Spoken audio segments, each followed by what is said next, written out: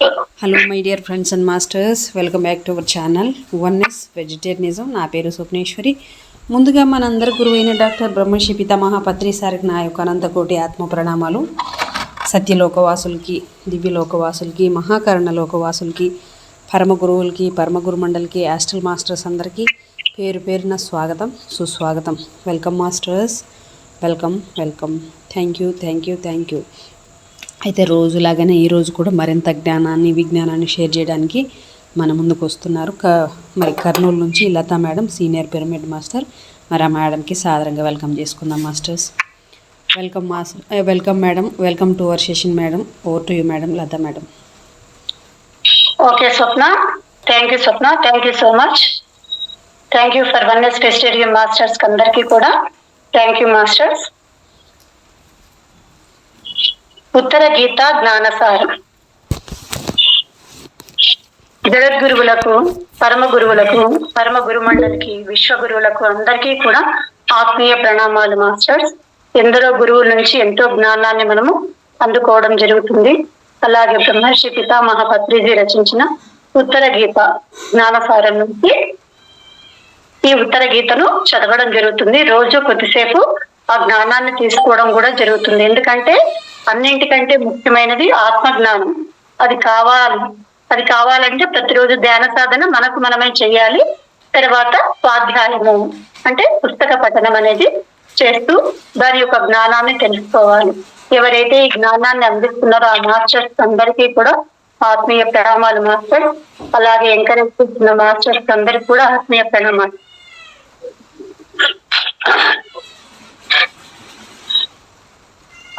Okay master, మనం శ్రీకృష్ణ గీత ఉత్తర గీత జ్ఞానసారంలోకి వెళ్దాము.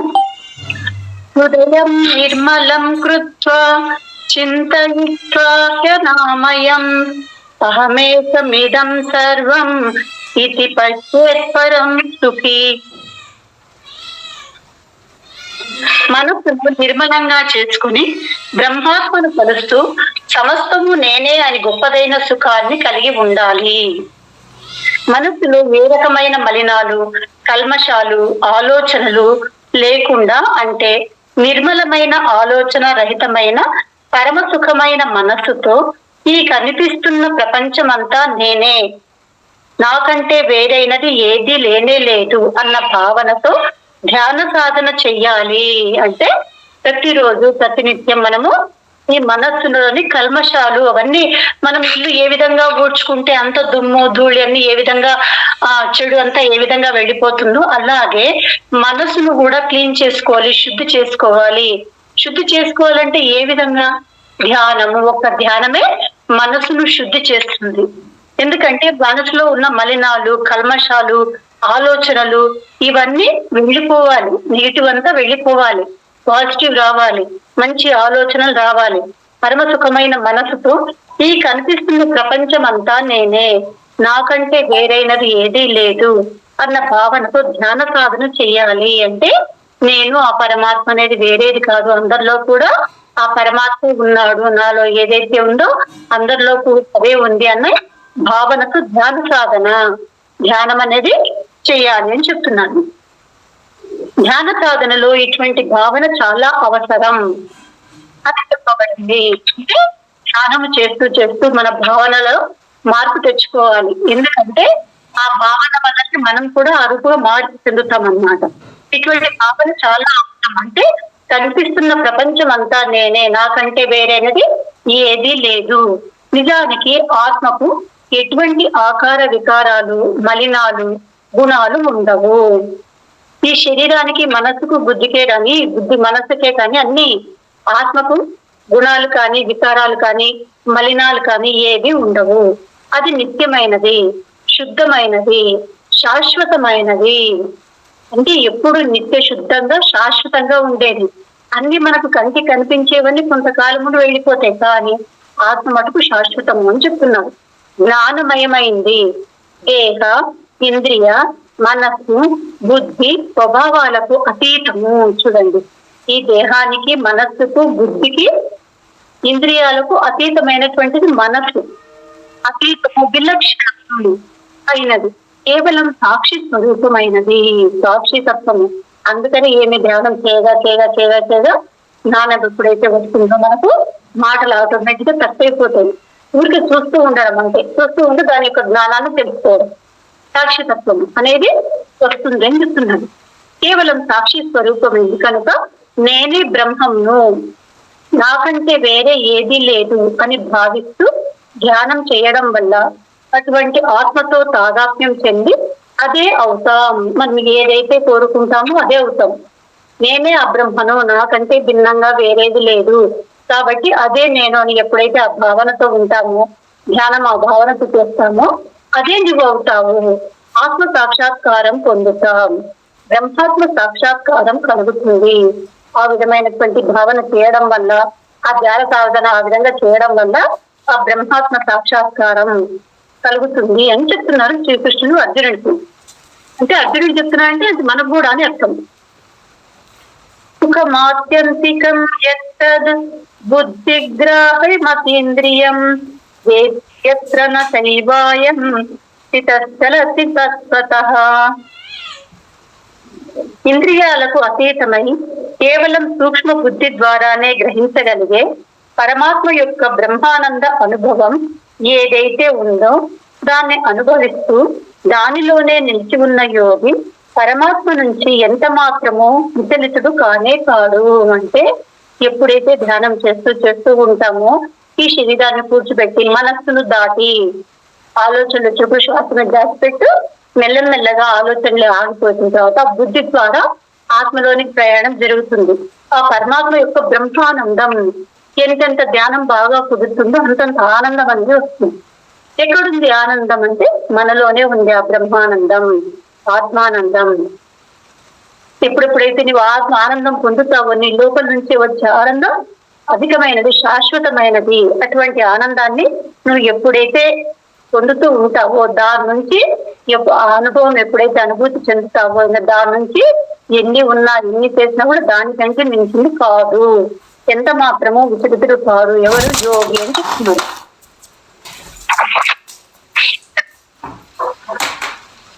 అన్యాన్ముష్టిభిరాకాశం క్షుధాట ఖండయేతుషం నాహం బ్రహ్మేతి జానాతి తస్య ముక్తిర్న జాయతే. పిడికిళ్లతో ఆకాశాన్ని కృద్దిన, నీటిని ఖండించిన, ఆకలితో బాధపడేవాడి ఆకలి తీరనట్టే.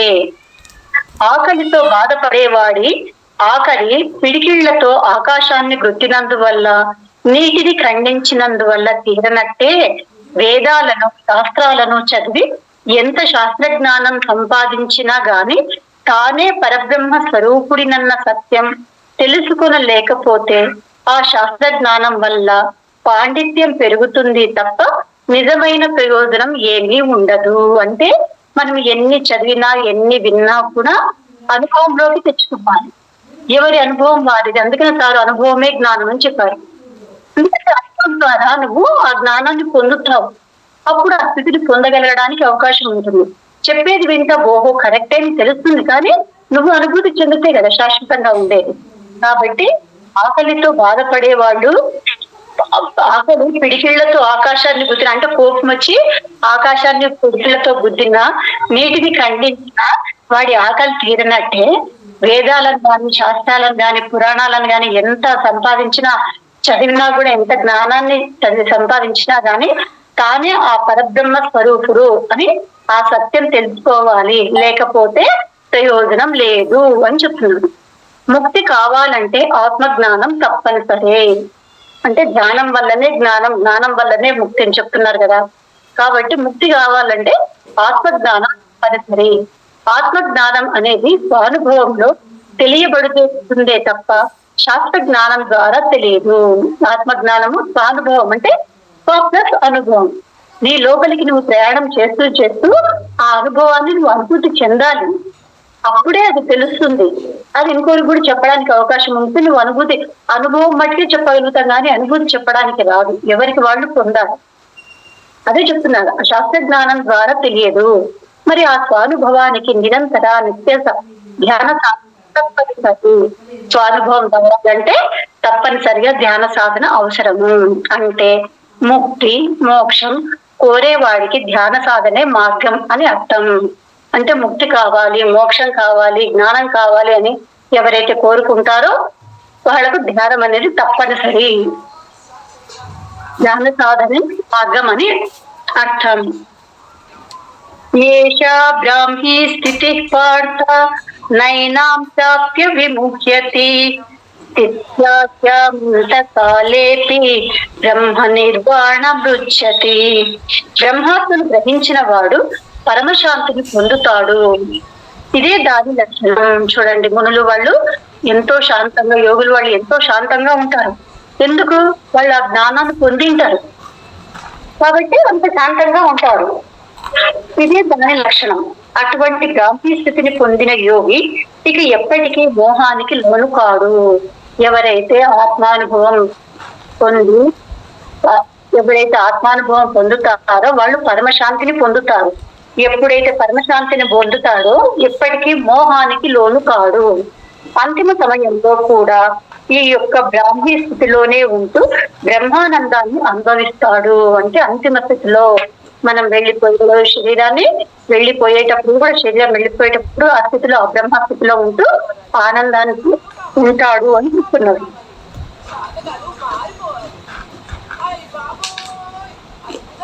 అవునా, జన్మ మృత్యు సుఖ దుఃఖ వర్జితం జాతి నీతి కుల గోత్ర దూరగం చిద్వివర్త జగతోస్య కారణం తస్సదాహమితి మౌనమాశ్రయా. మళ్ళీ ఒకసారి చదువుతున్నాను. జన్మ మృత్యు సుఖ దుఃఖ వర్జితం జాతి నీతి కుల గోత్ర దూరగం చిద్వివర్త జగతోస్య కారణం తస్సదాహమితి మౌనమాశ్రయా. జనన మరణ సుఖ దుఃఖాలు లేని, జాతి నీతి కుల గోత్రాలు లేని ఈ జగత్తుకు కారణమైన స్వయం ప్రకాశం అయిన ఆ పరబ్రహ్మను నేను అని భావిస్తూ ఎల్లప్పుడూ మౌనంగా ఉండాలి. చూడండి, ధ్యానం చేస్తూ యోగి అవుతూ మెల్లమెల్లగా మాటలు తగ్గిస్తూ మౌనం సాక్షిభూతంతో ఉంటూ మౌనంగా ఉంటారన్నమాట. పరబ్రహ్మం, పరమాత్మ, బ్రహ్మాత్మ సర్వవస్తు ధర్మాలు జాతి గుణాలు లేనిది, జనన మరణ సుఖ దుఃఖాది ద్వంద్వాలు లేనిది, ఇంద్రియ విషయ జ్ఞానం ద్వారా తెలుసుకోలేనిది, అంతటా అన్నింటా నిండినది, శాశ్వతమైనది, మెరుపులాగా అతివేగంగా ప్రకాశించేది, అతి సూక్ష్మమైనది, స్వయం ప్రకాశమైంది, అంతటికీ తానే ఆధారమై తనకు ఏది ఆధారం కానిది, అటువంటి సర్వాత్మను నేనే అన్న భావనతో శుద్ధ అంతఃకరణతో ధ్యానించేవాడు మాత్రమే సర్వాత్మను పొందుతాడు. చూడండి, ఆత్మకు ఎన్ని చెప్పినారు చూడండి, దేనికి అంటబడదు, ఇంద్రియ విషయాలు ఏది ఉండవు, అంతటా అన్నింటా నిండి ఉంటుంది, శాశ్వతమైంది, మెరుపులాగా అతి వేగంగా ప్రకాశించేది, అతి సూక్ష్మమైనది. అందుకని ఏం చేస్తాం, ఈ కళ్ళను మూసేసి ధ్యానం ద్వారానే దాన్ని చూడగలుగుతాం. మూడవ కళ్ళ ద్వారానే ఆ పరమాత్మను చూడాలి, ఆ పరబ్రహ్మాన్ని దర్శించాలంటే ఈ చర్మచక్షువులను మూసేస్తేనే ఆ జ్ఞాన చక్షువు ద్వారా చూడగలుగుతాము. స్వయం ప్రకాశకము, అది ఒకరు వెలిగిస్తే వెలిగించేది కాదు, అది ఎప్పుడూ నిరంతరం ఆరని జ్యోతి అన్నమాట. అంతటికీ తానే ఆధారమై, అన్నింటికీ అదే ఆధారం, వేరే దీనికి ఆధారం కాదు, దీనికి అన్నింటికీ ఆధారం అన్నమాట. కాబట్టి దానే ఆధారమై తనకు ఏది ఆధారం కానిది, అటువంటి సర్వాత్మను నేనే అన్న భావనతో శుద్ధ అంతఃకరణం అంటేనే ఏమి, మనస్సు, బుద్ధి, చిత్తము, అహంకారం, ఈ 4 కూడా శుద్ధమైపోవాలి. మనస్సు, చంచలమైన మనస్సు మెల్లమెల్లగా ప్రాక్టీస్, ధ్యాన సాధన చేసి ఆలోచన లేకుండా ఆలోచన రహిత స్థితి అవుతుంది మనస్సు. బుద్ధి సూక్ష్మంగా తయారవుతుంది. మనస్సు, బుద్ధి, చిత్తము చంచలంగా ఉంటుంది కదా చిత్తము, అహంకారము, గర్వం, నేనే, అన్నింటికీ నేనే. ఈ మనస్సు, బుద్ధి, చిత్తము, అహంకారము, ఈ 4 కలిపి అంతఃకరణము అంటారు. అంటే శుద్ధ అంతఃకరణతో, అంటే ఈ 4 కూడా మనం ధ్యాన సాధన ద్వారా శుద్ధం చేసుకొని దానితో ధ్యానించేవాడు మాత్రమే సర్వాత్మను పొందుతాడు. శుద్ధ అంతఃకరణతో ఎవరైతే ధ్యానిస్తారో వాళ్ళే ఆ పరమాత్మను పొందుతారు. పరమాత్మను, పరబ్రహ్మను ఆత్మజ్ఞానం చేతనే పొందగలుగుతాం తప్ప వేరే దారి లేదు. ఆ పరమాత్మను పొందాలంటే కేవలం ఆత్మజ్ఞానం దాని చేతనే పొందుతాము. త్వమాది దేవ పురుష పురాణ త్వమస్య విశ్వస్య పరం నిధానం వేత్తాసి వేద్యం చ పరం చ ధామ త్వయా తతం విశ్వమనంత రూప. ఆ పరబ్రహ్మం అనంత రూపాలు కలది. ఆది దైవం సనాతనమైంది. ఈ విశ్వానికే పరమోత్తమ ఆశ్రయం. తెలిసినది, తెలియదగినది పరంధామం అయి ఈ విశ్వమంతా నిండిన సర్వాత్మ బ్రహ్మాత్మ అయి ఉంది. అన్నింటికి మూలాధారం ఆ బ్రహ్మాత్మే, ఆ సర్వాత్మే. కాబట్టి మనం ఎప్పటికప్పుడు గుర్తుంచుకోవాలి. నేను అంటున్నాం కదా, ఆ నేను ఎవరు? ఆ పరమాత్మనే మనలో ఉండి ఆ విధంగా నడిపిస్తున్నది. కాబట్టి మనమేం చేయాలి? మన మనస్సు, బుద్ధి, చిత్తము, అహంకారాన్ని శుద్ధంగా చేసుకోవాలి. ఎప్పుడైతే శుద్ధంగా చేసుకుంటామో ఆ పరమాత్మ మనలో కూడా తెలియబడుతుంది. నేను పరమాత్మను అని తెలుసుకోగలగడానికి అవకాశం వస్తుంది ధ్యాన సాధన ద్వారా అని చెప్తున్నారు. మౌనంగా ఉంటూ ఇవన్నీ చెయ్యాలి అని చెప్తుంది. అంటే ఎక్కువగా మాట్లాడేది ఉండదన్నమాట. జ్ఞానం పెరిగే కొద్దీ, ధ్యాన సాధన చేసే కొద్దీ, ఎక్కువగా చేసే కొద్దీ మౌనం, మాటలు ఎక్కువ ఉండవు. అందుకనే ఈ మునులకు, యోగులకు అంతా టెలిపతి, సిక్స్త్ సెన్స్. ఈ మనం మాత్రమే, ఈ మానవులు మటుకే ఈ చేతులతో, కాళ్ళతో అన్నిటితో చేస్తారు. కానీ యోగులు, ఋషులు వీళ్ళంతా సిక్స్త్ సెన్స్, కళ్ళ ద్వారానే అంతా ఆ విధంగా ఉంటుంది వాళ్ళకి. పూర్ణమద్వయమఖండ చేతనం విశ్వభేద కలనాదివర్జితం అద్వితీయ పర సంవిదంశకం తదాహమితి మౌనమాశ్రయ. పరిపూర్ణము, అద్వయము, అఖండము, అచేతనము, అద్వితీయము, పరమ జ్ఞాన స్వరూపము, ఈ విశ్వమే తానైన ఆ పరబ్రహ్మాన్ని నేనే అని భావిస్తూ ఎల్లప్పుడూ మౌనంగా ఉండాలి. ముందు శ్లోకంలో, ఈ శ్లోకంలో అహం బ్రహ్మాస్మి, సర్వాత్మను నేనే అనే భావంతో ఎల్లవేళలా మౌనాన్ని పాటించమని శ్రీకృష్ణ పరమాత్మ చెబుతున్నాడు. అంటే ధ్యాన సాధన పెరిగే కొద్దీ మనకు జ్ఞానం వచ్చే కొద్దీ మెల్లమెల్లగా మాటలు తక్కువైపోతాయి. ఎందుకంటే మౌనం అవసరం లేదు, అంత మాట్లాడాల్సిన అవసరం లేదు. ఎందుకు? ఎవరైతే జ్ఞానం కావాలని అనుకుంటారో వాళ్ళు మన దగ్గరికి వచ్చి అడుగుతారు. ఒకప్పుడు బాగా తిరిగి చెప్పినాం, ఇప్పుడు అంత అవసరం లేదు. ఎవరికైతే కావాలో కంపల్సరీగా వస్తారు. పిఎంసీ ఛానల్ వచ్చింది, వన్ఎస్ విశ్వనిధం వచ్చింది, ఎన్ని ఛానల్స్ వచ్చినాయి ఇప్పుడు. పిఎస్ఎస్ఎం మూవ్మెంట్ లో ఎన్ని ఛానల్స్ వచ్చినాయి ఇప్పుడు. పిరమిడ్ స్పిరిచువల్ సొసైటీ మూవ్మెంట్ ద్వారా పిఎంసీ ఎన్నో వచ్చింది. కాబట్టి అన్ని ఛానల్స్ ఎప్పుడైతే మనిషి తపన పడాలా, హార్ట్గా అడగాలి, ఎప్పుడైతే హార్ట్గా తపనతో ఉంటాడో ఆ మనిషికి ఏవి కావాలనో అవి రావడం జరుగుతుంది అని చెప్తున్నాడు. సర్వాత్మను నేనే అనే భావనతో ఎల్లవేళలా మౌనాన్ని పాటించమని శ్రీకృష్ణ పరమాత్మ చెబుతున్నాడు.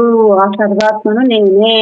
ఫస్ట్ ధ్యానం చేసి ఓహో నేను శరీరము, మనస్సు, బుద్ధి కాదు, నేను ఆత్మను అని తెలుసుకోవడం. తర్వాత అలాగే చేస్తూ ఓహో ఈ ఆత్మ అందరిలో ఉంది, ఆ సర్వాత్మలో కూడా మొత్తం అందరిలో ఉంది, కాబట్టి ఆ సర్వాత్మను కూడా నేనే, నాలో ఉన్నది బయట ఉన్నది అంతా ఒక్కటే అని ఆ విధంగా నువ్వు భావన చేస్తూ ఆ విధంగా ఉన్నప్పుడు మెల్లమెల్లగా మౌనాన్ని పాటించు. ఎందుకంటే అందరిలో ఉన్న ఆత్మ అదే కదా.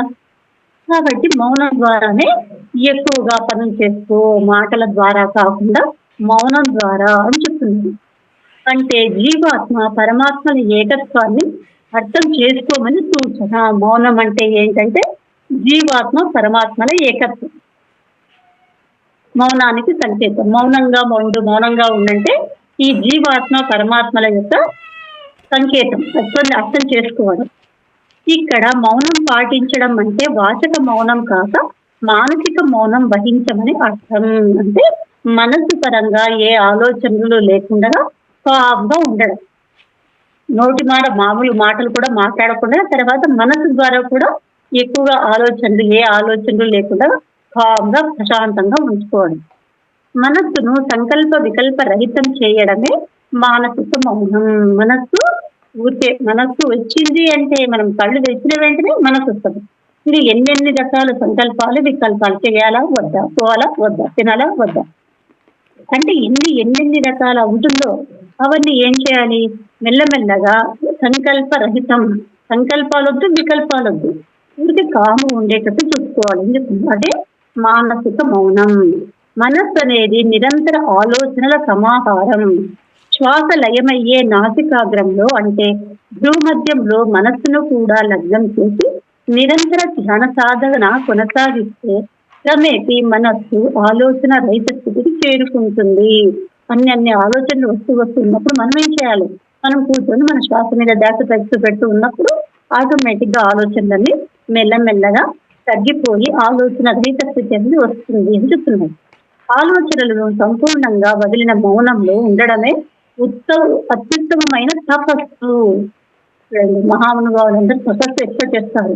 ఏ ఆలోచనలు లేకుండా కామ్గా ప్రశాంతంగా కూర్చోవడమే తపస్సు అని చెప్తున్నారు. ఇటువంటి మౌనంలోనే జీవాత్మ పరమాత్మలో లయం చెంది జీవాత్మ సర్వాత్మల ఏకత్వాన్ని గ్రహించి యోగి ఆత్మానంద అనుభూతి పొందుతాడు. ఎప్పుడైతే నువ్వు ఆ ఆత్మలో మౌనంగా వెళ్ళిపోయి ఆత్మలో లీనమవుతావో ఆ పరమాత్మ ఈ జీవాత్మ ఏకమై ఎంతో ఆనందం అనేది నీకు లభించడం జరుగుతుంది. ఆ సర్వాత్మ పరిపూర్ణమైనది. యోగి జీవాత్మ సర్వాత్మల ఏకత్వాన్ని గ్రహించి యోగి ఆత్మానంద అనుభూతి పొందుతాడు, జీవన్ముక్తుడవుతాడు. జీవించి ఉండగానే ముక్తి సంపాదించడం అంటే ఇదే. ముక్తి కావాలంటే ఏంటి ముక్తి? ఆనందంగా ఉండడమే ముక్తి. ఎక్కడ ఎక్కువగా సంకల్ప వికల్పాలు చేయకుండా మనకు ఆలోచన రహిత స్థితిలో ఆ ఆనంద అనుభవిస్తూ ఈ జీవాత్మ ఆ పరమాత్మల కలయికలో ఆనందంగా హాయిగా ఆనందం లోపల నుంచి ఆనందం వస్తూ ఉంటుంది. ఆ ఆనందాన్ని ఎవరైతే అనుభవిస్తారో వాళ్ళే జీవన్ముక్తులు. జీవించగానే ఆనందాన్ని అనుభవిస్తూ ఉండేవాళ్ళు జీవన్ముక్తులు అని చెప్తున్నారు. అలాగే జీవాత్మ కూడా పరిపూర్ణమైనదే. యోగి ఆత్మానంద అనుభూతి పొందుతాడు, జీవన్ముక్తుడవుతాడు. సర్వాత్మ పరిపూర్ణమైనది. అలాగే జీవాత్మ కూడా పరిపూర్ణమైనదే. సర్వాత్మ అందుకనే అందరిలో ఉండే ఆత్మ ఒక్కటే. ఎప్పుడైతే ధ్యానం చేస్తూ నేను ఆత్మను తెలుసుకుంటావో అందరిలో ఉండే ఆత్మ కూడా ఒకటే కదా. కాబట్టి మెల్లమెల్లగా ఆ సర్వాత్మను పరిపూర్ణమైనదే. పూర్ణమైన సర్వాత్మ నుండే పూర్ణమైన జీవాత్మ వచ్చింది. ఆ పరమాత్మ నుండే ఈ జీవాత్మ వచ్చింది. పూర్ణమైన జీవాత్మ ఆత్మ విద్యతో పూర్ణత్వం పొందినప్పుడు పరిపూర్ణమైన పరమాత్మగా మిగులుతుంది. చూడండి, ఆ పూర్ణాత్మ నుంచే ఈ జీవాత్మ వచ్చింది. ఈ జీవాత్మ పూర్ణమైన జీవాత్మ ఆత్మ విద్యతో ఆ పూర్ణాత్మ నుంచి వచ్చిన తర్వాత మళ్ళీ మనము ఈ లోకంలోకి అడిగి పెట్టిన తర్వాత జీవాత్మగా ఉన్న మనము మళ్ళీ పూర్ణమైన జీవాత్మ ఆత్మ విద్యతో మళ్ళీ ఆత్మ విద్యను తెలుసుకోవాలి కదా. ఆ విధంగా తెలుసుకొని మళ్ళీ పూర్ణత్వం పొందినప్పుడు పరిపూర్ణమైన పరమాత్మగా మిగులుతుంది. ఇదం జ్ఞానముపాశ్రిత్య మమ సాధర్మ్యమాగతాః సర్గేపి నోపజాయంతే ప్రళయేన వ్యతంతి చ. జ్ఞానాలలోకెల్లా ఉత్తమమైన పరమ జ్ఞానాన్ని ఆశ్రయించిన వాళ్ళు ఆ జ్ఞాన స్వరూపమైన బ్రహ్మాత్మనే పొందుతున్నారు. ఎందుకంటే మనిషి ఏం కావాలని కోరుకోవాలా? జ్ఞానం కావాలని కోరుకోవాలి. ఆ జ్ఞానం కావాలని ఎప్పుడైతే కోరుకుంటావో ఎవరిని పొందుతావు? ఆ బ్రహ్మాత్మనే పొందుతున్నారు. అటువంటి వాళ్ళు సృష్టి ఆదిలో తిరిగి పుట్టరు, ఇంకా ప్రళయకాలంలో కూడా బాధపడరు. అటువంటి వాళ్ళు తిరిగి పుట్టరు, ఏదైనా వన్నా కూడా బాధ అనేది ఉండదు వాళ్లకు. ఎందుకు? ఆత్మతత్వంతో ఉంటారు కాబట్టి. ముక్తి మనత్తం మన మధ్యస్థం మధ్యస్థం మన వర్జితం మనసా మన ఆలోక్య స్వయం సిద్ధ్యంతి యోగినః. మనస్సు నందున్నది, మనస్సునకు మధ్యలో ఉన్నది, మనస్సునకు మధ్యలో ఉండి కూడా లేనిది అయిన మనస్సును మనస్సు చేత చూసి యోగులు స్వయంగా సిద్ధిని పొందుతున్నారు. అంటే మనస్సు బహిర్ముఖమైనప్పుడు మాత్రమే ఇంద్రియాల ద్వారా బాహ్య విషయ పరిజ్ఞానాన్ని పొందుతుంది. బహిర్ముఖము అంటే ఇప్పుడు చూడండి, మనం నిద్రపోతాం, ఏమీ ఉండదు. మళ్ళీ లేచిన వెంటనే మనస్సు వస్తుంది. ఆ మనస్సు దేని ద్వారా?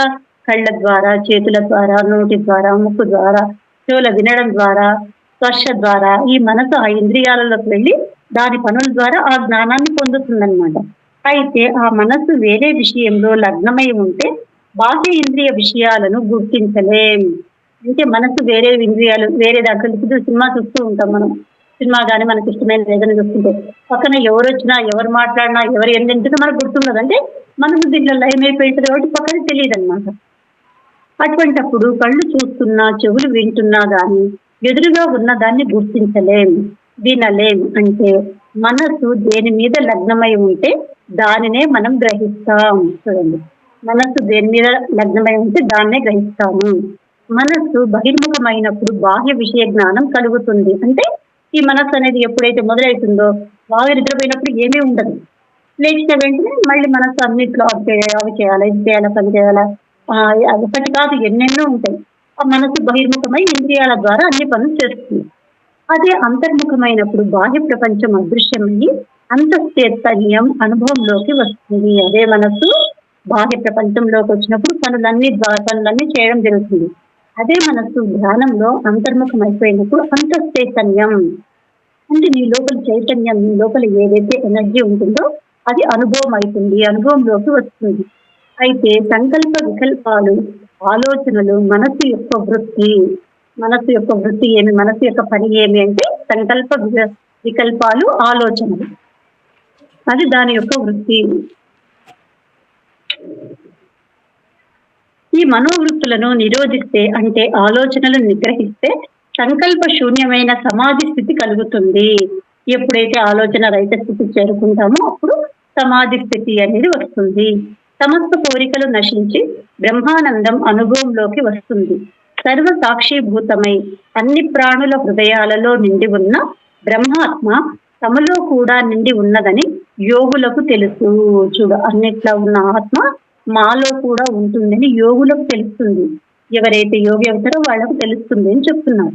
ధ్యాన సాధన ద్వారా తమ తమ మనస్సులను సంకల్ప వికల్ప రహితంగా, ఆలోచన రహితంగా, మనశూన్యంగా, పారదర్శకంగా చేసుకుని ఆ సర్వాత్మను గ్రహించి యోగులు ముక్తిని పొందుతున్నారు.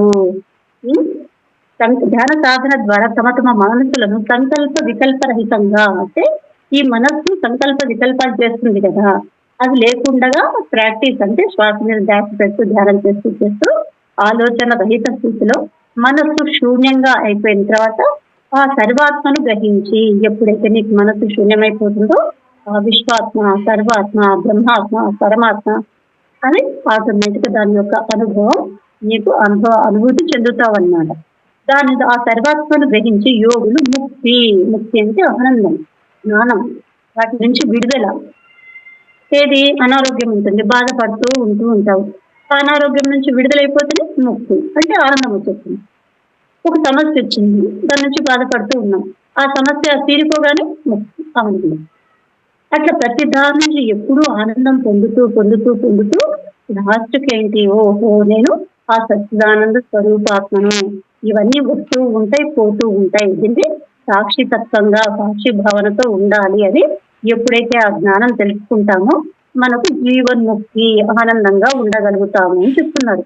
అందుకే అన్నారు మన యోగి వేమన, మనస్సును చంపిన మనసందే ముక్తి మహిలో వేమ. మనస్సుతోనే చంపాలి అంటున్నారు, ముళ్ళుతోనే తీయాలి అని అంటారు కదా, ఆ విధంగా మనసుతోనే చంపాలి అని చెప్తున్నారు. ప్రశాంత మనసం హేనం యోగినం సుఖముత్తమం ఉపైతి శాంతి రజసం బ్రహ్మభూతమకల్మషం. ప్రశాంత మనసం హేనం యోగినం సుఖముత్తమం ఉపైతి శాంత రజసం బ్రహ్మభూతమకల్మషం. ఎవరి మనసు ప్రశాంతమైపోయిందో, పాపరహితమైందో, రజోగుణం లేకుండా శాంతించి ఉందో, సచ్చిదానంద పరబ్రహ్మంతో కలిసిపోయిందో అటువంటి యోగి బ్రహ్మానందాన్ని పొందుతాడు. చూడండి, మనస్సుకు ఉండేటివన్నీ మెల్లమెల్లగా వెళ్ళిపోయి ప్రశాంతము, పాపరహితము, రజోగుణం, మనసు యొక్క స్వభావం ఏదంటే రజోగుణం, శరీరం యొక్క స్వభావం తమోగుణం, మనసు యొక్క స్వభావం.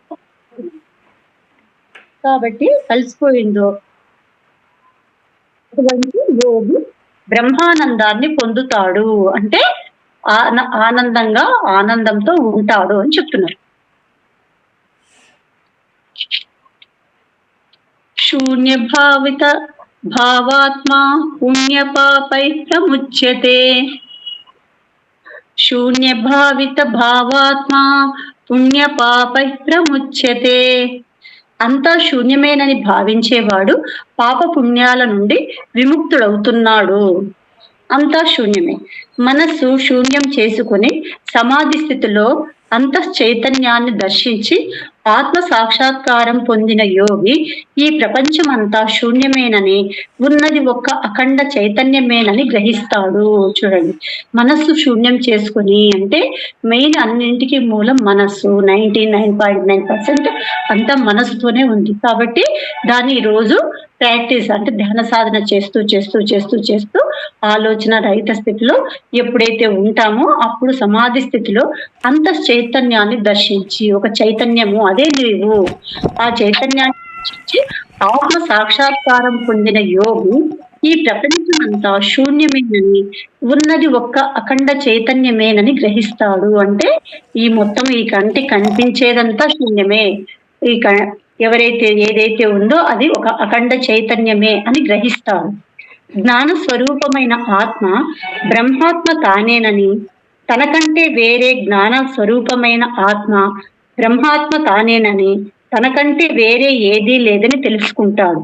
ప్రతిదీ బ్రహ్మ పదార్థమే అని, బ్రహ్మాత్మ కంటే వేరైనది ఏదీ లేదని గుర్తిస్తాడు. అంతా ఆ పరమాత్మమయమే, ఆ బ్రహ్మమయమే, ఆ సచ్చిదానంద స్వరూపాత్మదే, అంతా ఆ పరమాత్మమయమే అని ఎప్పుడైతే గ్రహిస్తాడో అప్పుడు గుర్తిస్తాడు. ఇక అప్పుడు సర్వాన్ని తనను సర్వంలోనూ చూస్తాడు. అంటే అంతటా నాలోనే ఉంది, నాలో అంతటా ఉంది, అంతా ఉంది అని చెప్తాడు.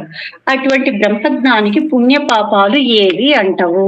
చూడండి, ఆ స్థితిలోకి వస్తే కర్మ బంధాలు గాని పుణ్య పాపాలు గాని ఏవి అంటావు? లేకపోతే మామూలుగా మళ్ళీ మనం చేస్తూ మళ్ళీ ఈ చక్రంలో తగులుకొని ఉంటూ ఉంటాము. కాబట్టి సాధన చేస్తూ చేస్తూ ఆ స్థితికి ఎదగాలి అని శ్రీకృష్ణ పరమాత్మ అందరికీ అర్జునుడు చెప్తున్నాడంటే మనకు యుంజన్నేవం సదాత్మానం యోగి విగత కల్మషః సుఖేన బ్రహ్మ సంస్పర్శం అత్యంతం సుఖమశ్నుతే. ఆ విధంగా పాప పుణ్యాల నుండి విముక్తుడైన యోగి నిరంతరం తన ఆత్మను సర్వాత్మలోనే లగ్నం చేసి పరమాత్మ ప్రాప్తి రూపమైన అపరిమితమైన ఆనందాన్ని సుఖంగా అనుభవిస్తుంటాడు. అంటే ఆ విధంగా పాప పుణ్యాలంటే ఆ పరమాత్మ తత్వాన్ని ఆ స్థితికి చేరుకున్న తర్వాత ఇంకా పాప పుణ్యాల నుండి విముక్తుడైపోతాడు కదా. నిరంతరం ఆత్మను తన సర్వాత్మలోనే చూసుకుని లగ్నం చేసి ఆ పరమాత్మ ప్రాప్తి రూపమైన అపరిమితమైన ఆనందం, కళ్ళు మూసుకొని ఆనందాన్ని అనుభవిస్తూ ఉంటారు. వాళ్ళు హాయిగా ప్రశాంతంగా ఉంటారు. ఎంతమంది యోగులు ఉన్నారు, ఎంతమంది ఋషులు ఉన్నారు, ఎంతమంది జ్ఞానులు ఉన్నారు. కాబట్టి వాళ్ళందరికీ ఆత్మీయ ప్రణామాలు మాస్టర్స్. అంత జ్ఞానాన్ని ఆ శ్రీకృష్ణ పరమాత్మ మనకు ఆ జ్ఞానాన్ని ఇస్తూ ఉన్నారు. ఆ విధంగా యోగివిక అర్జున అని చెప్తున్నారు.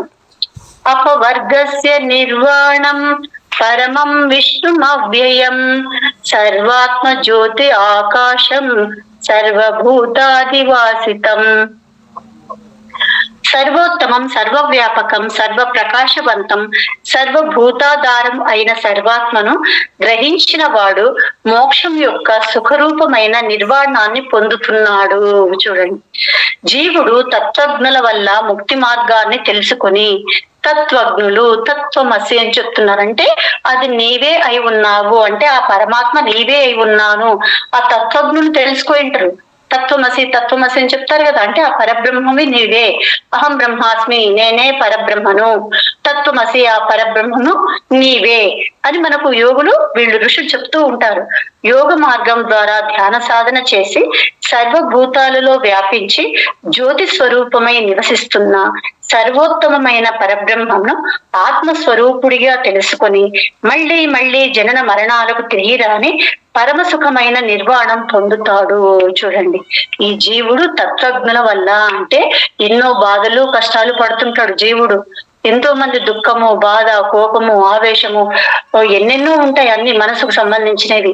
అవి విని ఉండి ఉండి ఉండి దీనికి విరుగుడు లేదా, ఎవరు లేరా అని అప్పుడు జ్ఞానాన్ని తెలుసుకోవాలని యోగుల దగ్గరికి వెళ్ళి, ఆ తత్వజ్ఞుల దగ్గరికి వెళ్ళి వాళ్ళతో జ్ఞానాన్ని పొంది ఆ సాధన చేసి తనలోని కల్మషాన్ని అన్నిటినీ తొలగించుకొని ఆ జ్ఞానాన్ని పెంపొందించుకొని ఉన్న ఆత్మను తనలో చూస్తూ ఆత్మను తనలో చూస్తూ అన్నింటా ఆ ఆత్మను చూస్తూ అంతటా హ్యాపీగా సంతోషంగా ఆనందంగా ఉంటూ మళ్ళీ మళ్ళీ జనన మరణాలకు తిరిగి రాని పరమసుఖమైన నిర్వాణం పొందుతాడు. నిర్వాణం అంటే మళ్ళీ మళ్ళీ తిరిగి పుట్టడం, తిరిగి చావడం.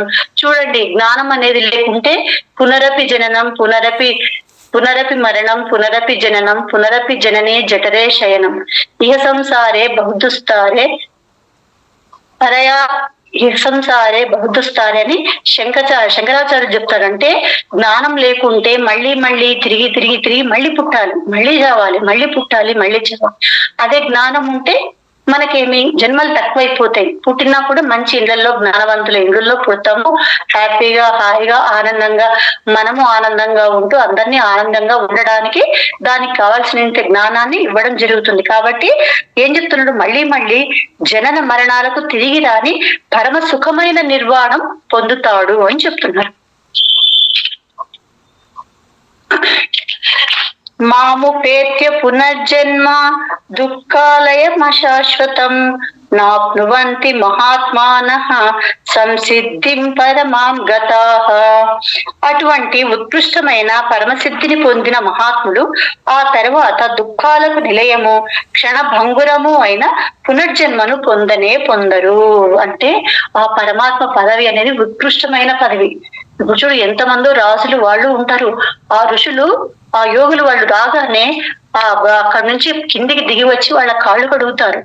ఎందుకొరకు అంటే ఎన్ని రాజ్యాలు గాని ఎంతమంది రాజులు ఉన్నా కూడా ఈ యోగుల కిందికి, ఆ జ్ఞానం కిందికి వీళ్ళందరూ తక్కువే. కాబట్టి ఏం చెప్తున్నారు, అటువంటి వాళ్ళు, అటువంటి ఉత్కృష్ట పరమసిద్ధిని పొందిన మహాత్ములు అంటే ఆ పరమాత్మ పదవిని ఎవరైతే పొందుతారో వాళ్ళు దుఃఖాలయ నిలయము, క్షణభంగురము అయిన పునర్జన్మను పొందరు. మళ్ళీ ఆ జన్మననేది వాళ్ళు తీసుకోరు. బ్రహ్మభేది నజానాతి ముక్తిం నైవ పద్యతే సమానం సర్వ జంతూనాం బ్రహ్మసూత్రేణ కథ్యతే.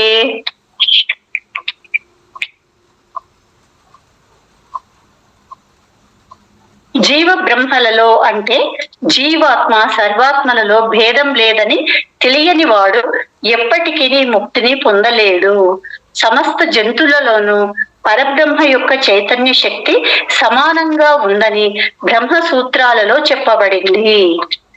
ముక్తిని కోరే ముముక్షువు ధ్యాన సాధన కొనసాగిస్తూ ఉంటే సమాధి స్థితిలో ఆత్మ దర్శనం పొంది సర్వాత్మ యొక్క సర్వవ్యాపకత అవగతం అవుతుంది. ఎవరైతే ధ్యానం చేస్తూ ఆ సమాధి స్థితిలో ఉంటారో, ఆత్మ దర్శనం అంటే ప్రతి ఒక్క చెట్టులోనూ, పశువులలోను, జంతువులలోను అన్నిట్లోనూ ఆత్మ స్వరూపాన్ని చూడగలుగుతారో ఆ సర్వాత్మ యొక్క సర్వవ్యాపకత అవగతం అవుతుంది. ఓహో, అన్నింట్లో ఆ చైతన్యమే ఉంది, ఆ సర్వవ్యాపకత్వం ఆ పరమాత్మనే ఉన్నాడు అని గ్రహిస్తాడు. తనలోను ఈ సకల చరాచర జగత్తులోను సర్వాత్మ సంపూర్ణంగా నిండి ఉన్నదనే సత్యం తెలుస్తుంది. అంటే ఈ సకల చరాచర జగత్తులో ఈ సర్వాత్మ సంపూర్ణంగా అంటే ఇంకా ఏదీ లేదు, మొత్తం ఆ సర్వాత్మనే ఉంది సత్యం తెలుస్తుంది. ఎప్పుడైతే సమస్త భూతాలలో పరమాత్మను, సర్వాత్మలో సమస్త భూతాలను, తనను సర్వాత్మలోను, సర్వాత్మను తనలోను చూస్తాడో అప్పుడు ఆ జీవుడు ముక్తి పొందుతున్నాడు.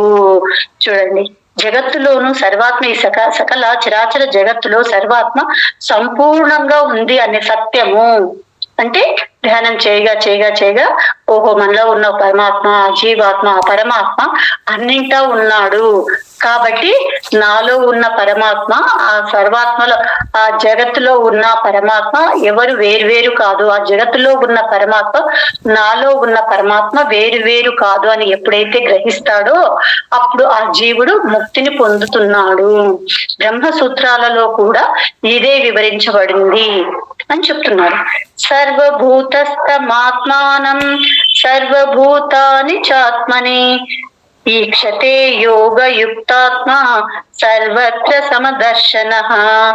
యోగంలో తన ఆత్మస్వరూపమైన అనంత చైతన్యంలో ఐక్యమైన స్థితిని పొందిన యోగయుక్తుడు అన్నింటినీ సమానంగా చూసే యోగి తన ఆత్మను అన్ని ప్రాణులలోనూ, సకల ప్రాణులను తన ఆత్మలోనూ చూస్తాడు. ఎప్పుడైతే ఆ పరమాత్మను దర్శించిన తర్వాత సకల ప్రాణులలోనూ. అందుకని ధ్యానానికి వచ్చినాక ఎంతమంది శాకాహారులైనారు, ఎంతమంది మారిపోయినారు, ఎన్నో గుణాల నవలక్షణాలు ఉంటే అన్ని పోగొట్టుకున్నారు కదా. అంటే ధ్యానం అనేది అంత గొప్పది, అంత మహత్తరమైనది, అంత ఉత్కృష్టమైనది. ఆ శక్తి దివ్యమైనటువంటి దైవశక్తి ధ్యానం అనేది. ఆ దైవశక్తి మనలోకి ఎంటర్ కాగానే మనలో ఉన్న దుర్గుణాలు గాని, ఆలోచనలు, ఏవైనా పనికిరాని ఆలోచనలు అన్ని దూరమైపోతాయి. ఆ దివ్యమైనటువంటి జ్ఞానం అనేది మనలోకి వచ్చినప్పుడు మనలో ఉన్న ఆత్మను, అందరిలో ఉండే ఆ సర్వాత్మను చూడగలుగుతాము. కాబట్టి అటువంటి స్థితిని చేరుకోవాలి అని శ్రీకృష్ణ పరమాత్మ అందరికీ, అర్జునుడికి, మనకందరికీ కూడా చెప్తూ ఉన్నారు. ఓకే మాస్టర్స్, ఒక 2 నిమిషాలు కామ్గా కూర్చుందాము. విన్నారు కదా, ఆ జ్ఞానాన్ని విన్నాం కాబట్టి ఆ జ్ఞానం కావాలి, ఆ విధమైనటువంటి ఆనందాన్ని మనం కూడా పొందాలి అని మనము కోరుకోవాలి. ఒక 2 నిమిషాలు ప్రశాంతంగా కామ్గా కూర్చున్నాం మాస్టర్స్. 2 చేతులు ఈ విధంగా కలుపుకొని, 2 కాళ్ళు క్రాస్ చేసుకొని, కళ్ళు మూసుకొని ప్రశాంతంగా కూర్చోండి. ఆలోచనలు వస్తే శ్వాస మీద ధ్యాస ఉంచండి, లేకపోతే దృష్టి మీద ధ్యాస. కామ్గా కూర్చోండి, ఏ ఆలోచనలు చేయకండి. ఇప్పుడు అంతా విన్నాం కదా మనం. ఆ సర్వాత్మను, మనలో ఉండే ఆత్మ, ఆ పరమాత్మ అనేది ఎవరు వేరు కాదు.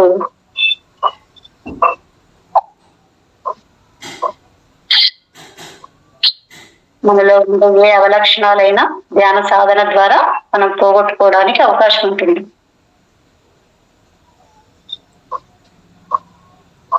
ఆ జ్ఞానం అందరికీ అర్థంగాక అందరూ శాకాహారులు ఉన్నారు.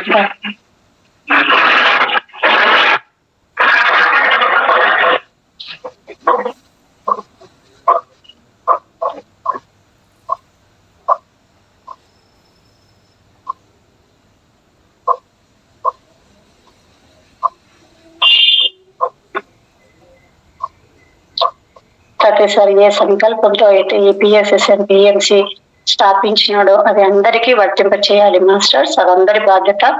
అందరూ శాకాహారులుగా మారాలి, ధ్యాన జగత్తుగా మారాలి, ద్రవిణ జగత్తుగా మారాలి, అందరూ ధ్యానం చేయాలి, ఆత్మజ్ఞానులుగా మారాలి.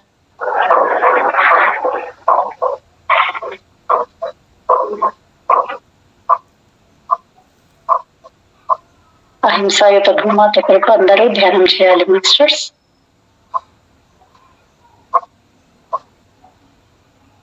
ప్రతిరోజు ఎవరి ఏజ్ ఎంతుందో అన్ని నిమిషాలు ప్రతిరోజు ధ్యాన సాధన చేయాలి.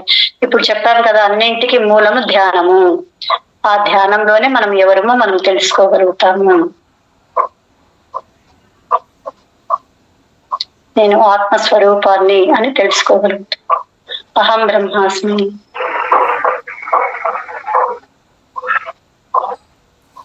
తత్వమసి, అయమాత్మ బ్రహ్మ, ప్రజ్ఞానం బ్రహ్మ, సర్వం కల్విదం బ్రహ్మ. అంతా నేనే అంతా అనేది మనము అనుభూతి చెందగలుగుతాం మాస్టర్స్.